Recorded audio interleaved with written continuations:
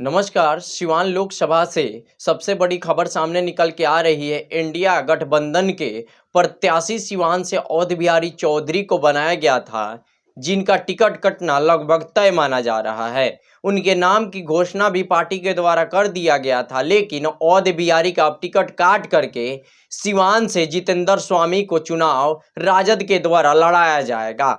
जितेंद्र स्वामी एक ऐसे नेता हैं जिनके सभी पार्टियों के शीर्ष नेताओं से इस प्रकार से बनती है कि उनको टिकट के लिए ज़्यादा भाग दौड़ नहीं करना पड़ता है, और उनके लगभग समर्थक भी पूरे भारतवर्ष में मौजूद है, क्योंकि कुंवर वाहिनी के राष्ट्रीय अध्यक्ष भी जितेंद्र स्वामी हैं।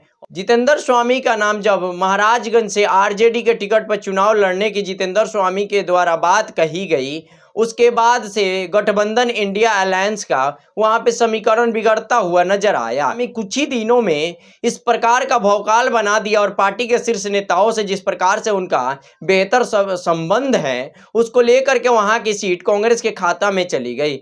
लगभग सिवान की परिस्थिति वही बनने जा रही है, और सिवान से अवध बिहारी चौधरी का नाम सामने आया था, और अवध बिहारी के नाम की पार्टी के द्वारा घोषणा भी कर दिया गया था। जितेंद्र स्वामी के नाम सामने आने से जिस प्रकार से महाराजगंज की सीट इधर उधर हुई है, उसी प्रकार से जितेंद्र स्वामी के नाम सिवान आते ही बहुत सारे लोगों में खलबली का माहौल बन गया है। और हम आपको एक बात और बता दें, पार्टियों के द्वारा सबको भ्रमित किया जा रहा है। कहीं ना कहीं जितेंद्र स्वामी का नाम और जितेंद्र स्वामी का पार्टियों में कद मजबूती के साथ राजद में आगे बढ़ता हुआ नजर आ रहा है, और जितेंद्र स्वामी को ही टिकट मिलेगा, ये कंफर्म हो चुका है। लगभग आधिकारिक घोषणा होना तय है। लेकिन जितेंद्र स्वामी अगर चुनाव लड़ते हैं तो सिवान की किस प्रकार की परिस्थिति बनेगी, ये देखना दिलचस्प होगा। जिस प्रकार से जदयू के द्वारा कविता सिंह का टिकट काट करके और विजय लक्ष्मी को प्रत्याशी जदयू के द्वारा बनाया गया है, तो कहीं ना कहीं राजपूत वोटरों में एक नाराजगी का माहौल बना हुआ है। अगर जितेंद्र स्वामी आ जाते हैं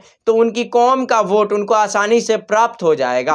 और एक बात और हम आपको कहना चाहते हैं, फिर से जितेंद्र स्वामी का ही नाम सामने आ रहा है, और सबसे बड़ा चेहरा और सबसे भारी दावेदार में जितेंद्र स्वामी सिवान लोकसभा से राजद के प्रत्याशी के रूप में हैं। बेशक अवध बिहारी चौधरी की नाम की घोषणा कर दिया गया पार्टी के द्वारा, लेकिन जितेंद्र स्वामी ही चुनाव यहां से लड़ेंगे। लगभग ये तय हो चुका है, बस आधिकारिक घोषणा होना बाकी है। सिवान में सभी प्रत्याशियों में एक खलबली का माहौल बना हुआ है। हम आपको बता दें, जितेंद्र स्वामी अगर चुनाव लड़ते हैं तो समीकरण बहुत लोगों का बिगड़ भी जाएगा।